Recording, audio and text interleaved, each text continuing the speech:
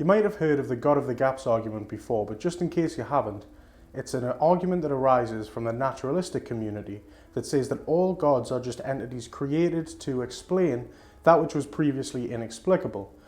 And so when God is defined in this way, as the counter-explanation to the scientific explanation, as science progresses in what it's able to tell us about the world more and more, the necessity for God to explain these things becomes less and less. It's difficult to explain, but take a look at this illustration. Imagine that this side of the line is populated with everything that science has an explanation for, and on the other side is everything that it doesn't. The argument says that gods were simply created as an explanation for everything on this side of the line, and so we can see that as science advances and is able to explain more and more, gods are required to explain less and less.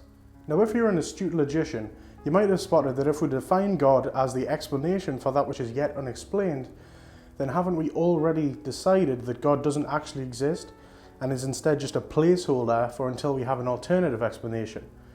But this isn't even what I want to talk about today. What I want to talk about is, before we even get to the logical inconsistencies of the argument itself, I want to show that this argument doesn't even apply to Christianity or Judaism at all. In pantheistic pagan religions like the old Greek and Roman gods, you can understand why an argument like this would make sense.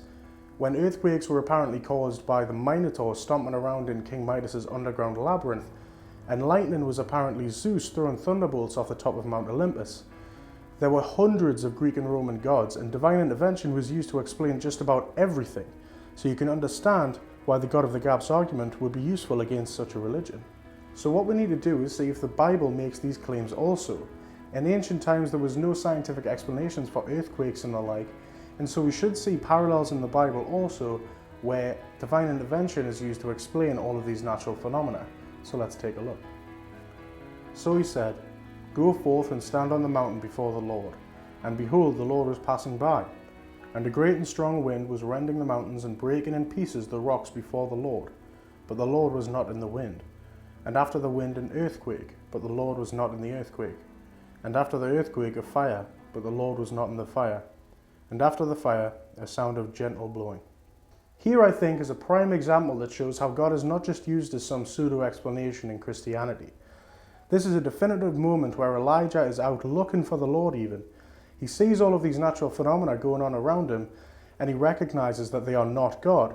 He doesn't try to use divine intervention to explain all of these events because he understands that this is just the natural world doing what it does. The God of the Gaps argument requires that God be used as a counter-explanation to scientific explanations, but the Christian worldview doesn't do that. This is because the Christian God is real and has revealed himself to humanity throughout history, and so we have no misconceptions about him or the world that he's created.